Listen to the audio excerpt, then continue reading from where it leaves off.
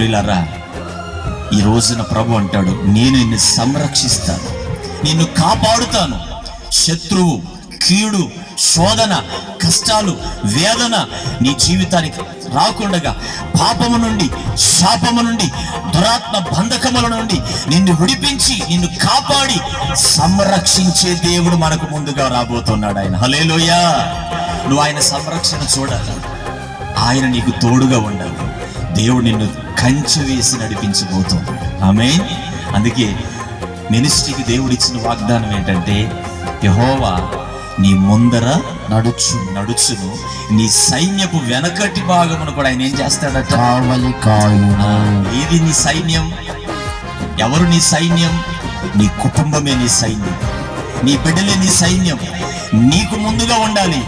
నీ సైన్యమైన నీ కుటుంబానికి దేవుడు కావలి కాయాలి. ఆయన